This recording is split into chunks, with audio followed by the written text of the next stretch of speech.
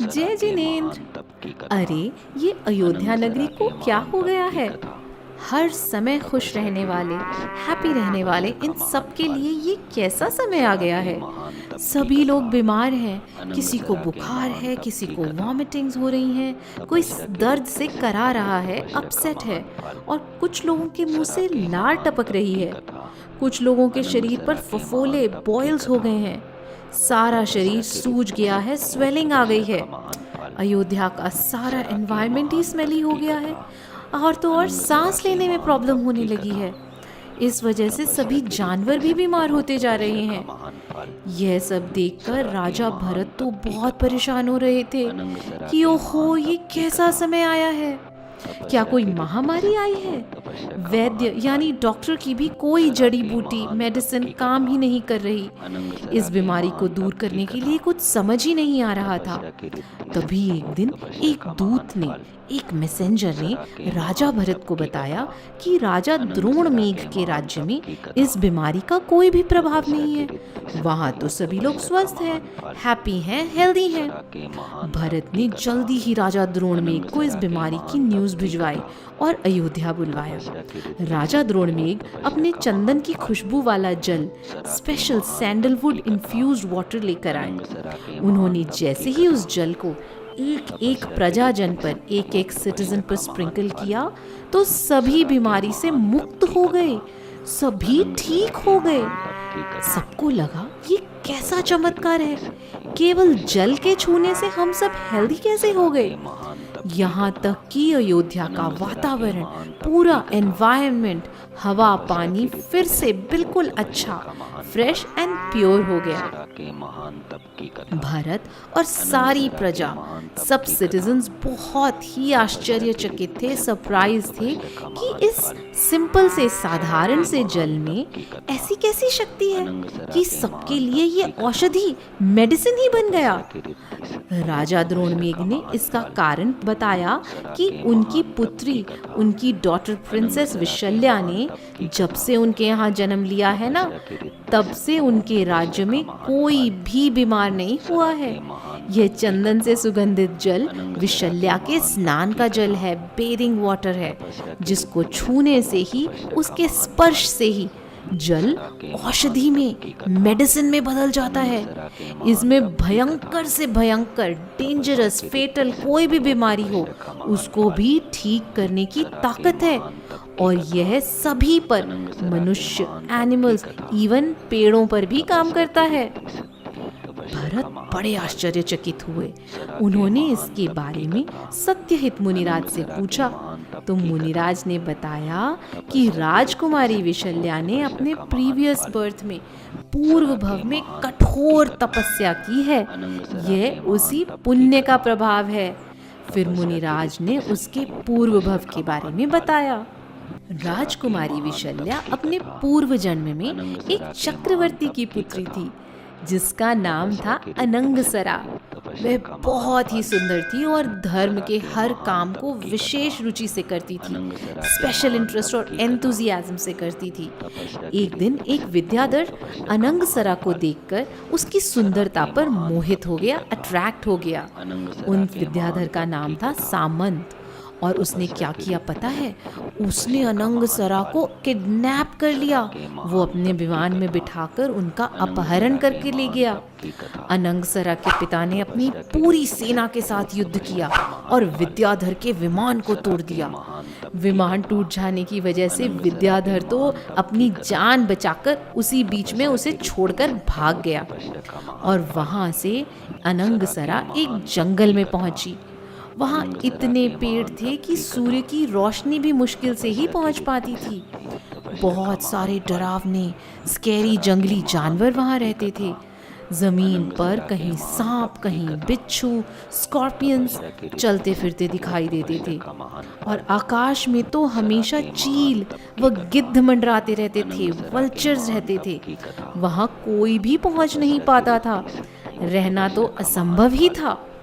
अनंगसरा रोती हुई जंगल में यहाँ से वहाँ भागती रही। कभी पिता को तो कभी माँ को पुकारती, पिताजी, क्या आपकी सेना में कोई ऐसा ताकतवर नहीं जो मुझे यहाँ से ले जा सके? हे माँ, आपने तो मुझे कभी भी अकेले नहीं छोड़ा, अब यहाँ किसके भरोसे छोड़ा है? इस घने वन में, इस डार्क स्केरी जंगल में मुझे बहुत डर लग रहा है। कौन मुझे भोजन खिलाएगा? कौन मुझे अपनी गोद में सुलाएगा?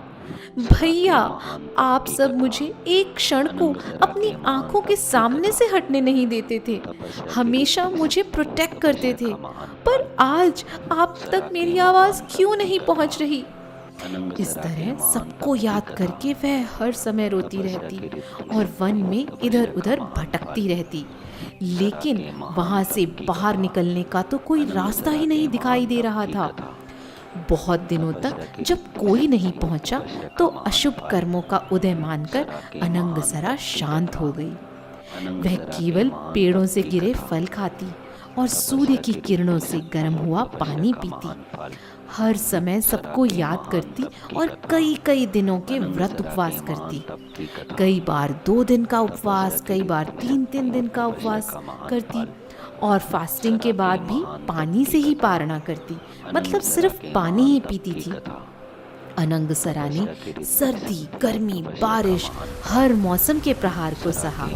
सर्दी के मौसम में कभी ऐसी शीत लहर चलती, चिली विंटर विंड्स चलती कि पेड़ों की पत्तियां भी मुरझा जाती, तो गर्मी की गर्म लू के झोंकों से, हॉट विंड से पूरा जंगल आग की लपटों से घिर जाता और तेज गर्मी से पानी के स्तोत्र यानी नदी, पॉन्ड सब सूख जाने से पानी का कहीं नामो निशान ही नहीं दिखता।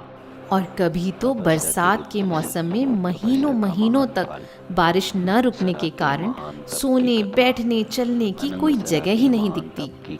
महलों की कोमल रॉयल बेड पर सोने वाली राजकुमारी कभी कठोर चट्टानों पर, हार्ड रॉक्स पर सोती तो कभी चुभने वाले घास फूस के तिनकों पर।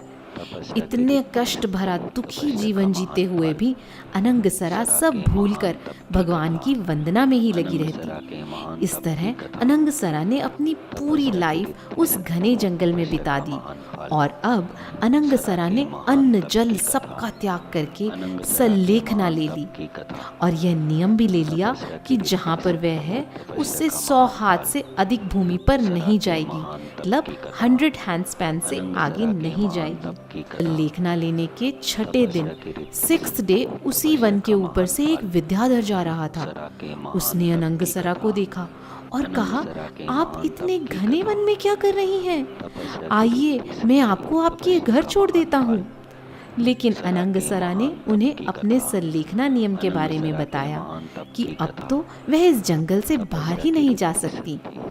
यह देखकर विद्याधर ने शीघ्र ही अनंगसरा के पिता के पास यह समाचार पहुंचाया। पिता अपनी सेना और परिवार जन के साथ जल्दी ही वन में पहुंचे। वन पहुंचने पर उन्होंने देखा कि उनकी पुत्री तो एक अजगर का भोजन बनी हुई थी। वो अजगर अनंगसरा को जीवित ही, अलाइव ही स्वॉलो कर रहा था, निगल रहा था। अपनी पुत्री का जीवन संकट में देखकर पिता ने जैसे ही अजगर को मारने के लिए अस्त्र उठाया तो अनंगसरा ने अपने पिता से प्रार्थना की, हे पिताजी, इस अजगर को अभय दान दीजिए, इसे मत मारिए, यह तो मेरे ऊपर उपसर्ग है। मैंने सल्लेखना का नियम ले लिया है, इसलिए अब मैं शांत भावों से समाधि मरण करना चाहती हूँ। अनंगसरा के इतने अच्छे भावों को देखकर उसके पिता व भाइयों को भी वैराग्य हो गया। उन्होंने भी अपना सब कुछ त्याग कर मुनि दीक्षा ले ली और धर्म के मार्ग पर अग्रसर हुए।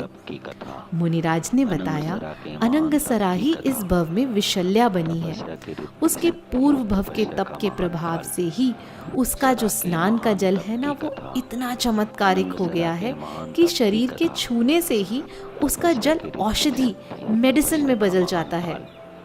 इसके कुछ समय बाद रावण से युद्ध करते समय जब लक्ष्मण जी भी बुरी तरह घायल हो गए थे, जब उनके बचने की कोई आशा नहीं थी ना, तो उन्हें भी राजकुमारी विशल्या के स्नान जल का लेप लगाया गया था।